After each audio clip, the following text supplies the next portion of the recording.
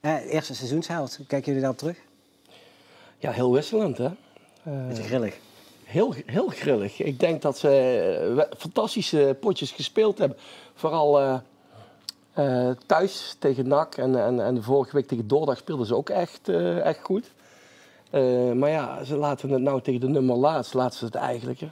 Ze noemden de wanprestatie eerste 35 minuten. Ja. Dan merk je toch dat die basis niet breed genoeg is om constant te kunnen zijn. Ik denk dan gewoon een kwestie van niet genoeg jongens van een bepaald niveau.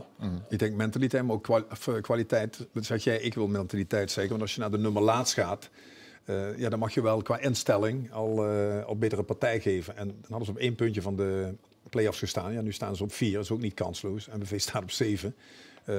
Maar ja, is jammer. Vooral die laatste of die voorlaatste wedstrijden, die moet je pakken. En dan heeft Venlo het super gedaan, vind ik trouwens hoor. Ik ben je aan het kijken. Hè. Je lijkt zo wel met die lange rare steeds meer op André Rieu. Ik valt me denken. Weet je wat nou zo erg is? Die grap is al 5000 keer gemaakt. André vindt het niet erg, ik ook niet. Maar ik ga niet vertellen op wie jij allemaal lijkt. Nee, ga door met je verhaal. Vlak voor de kerst, weet je niet? Of zo'n grote schaal met een appel in de mond.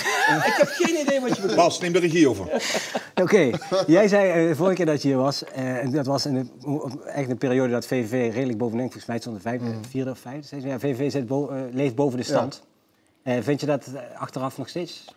Ja, als je ziet wat zij ingeleverd hebben deze zomer, welke problemen er financieel waren en misschien ook nog wel zijn. Ja.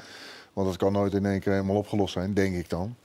Dan is het nog steeds knap dat ze op 4 punten staan op een plek om toch aan de play-offs mee te doen. En als dat ze lukt, is dat gewoon een wereldprestatie. Zou je dat trouwens wel heel mooi binnenshuis, de financiële huishouding vind ik. Daar is niks van paniek of zo. Nu, dus bij VVV alleen maar als de biertap niet doet. Maar ik vind wel dat ze dat netjes houden. Maar dat is toch ook wel kenmerkend voor VVV, hè?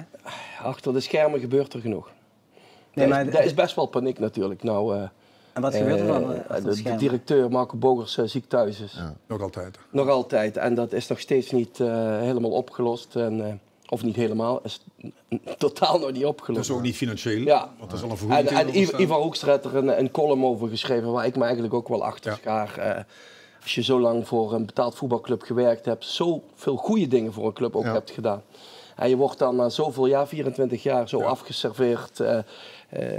Zelfs geen interesse hoe het met je gaat. Dan, ik moet zeggen, daar heb ik ook heel veel moeite. Ik heb lang met hem gewerkt, daar heb ik heel veel moeite mee. Daar herken je de club niet, wat dat betreft? Daar herken ik de club niet in, nee.